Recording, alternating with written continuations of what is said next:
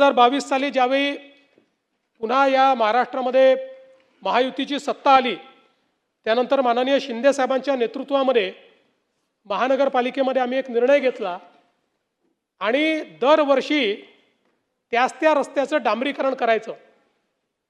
आम्ही नागपूरमध्ये प्रयोग केला आणि नागपूरमध्ये जे रस्ते कॉन्क्रीटचे केले 40 वर्ष झाले, आता 30 वर्ष झाले. पहिला ज्यावेळेस मी महापौर होतो त्यावेळेस जे रस्ते केले तेव्हापासून आम्ही जवळपास आता 60% 70% रस्ते कॉन्क्रीटचे केले. 30 वर्षात एक नवा पैसा त्याच्यावर खर्च झाला नाही, एक खड्डा त्याच्यावर पडला नाही. म्हणून मुंबईमध्ये जिथे इतका पाऊस पडतो, पावसाचं आणि डांबराचं नातं हे विळ्या भोपळ्याचं नातं आहे आणि म्हणून खऱ्या अर्थाने इथे कॉन्क्रीट रोडची आवश्यकता होती आणि म्हणून मुंबईच्या रोडच्या कॉन्क्रिटीकरणाचा निर्णय आपण घेतला.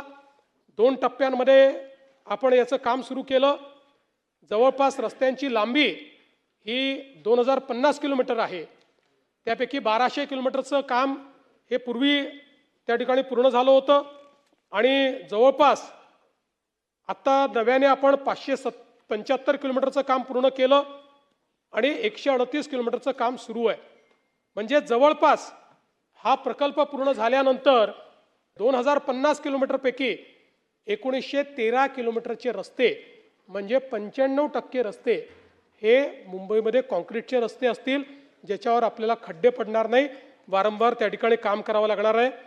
टप्पा 1 मध्ये 89% काम झालेलं आहे. डिसेंबर 2026 पर्यंत 1 ची मुदत आहे. टप्पा 2 मध्ये 73% काम झालं आहे, ज्याची नियोजित मुदत ही मे 2027 आहे. दोन्ही टप्पे मिळून 81% प्रगती आहे आणि मे 2027 पर्यंत हे दोन्ही प्रकल्प पूर्ण करण्याचा आमचा प्रयत्न आहे. याचा परिणाम काय आहे तर 2023 मध्ये आपल्याला रस्त्याचे खड्डे, मुंबईतल्या रस्त्याचे खड्डे बुजवण्याकरता 203 कोटी रुपये लागले होते. 24 मध्ये ते 164 कोटी झाले, 25 मध्ये ते अजून कमी 97 कोटी झाले आणि 2026 मध्ये फक्त 45 कोटी रुपये लागले.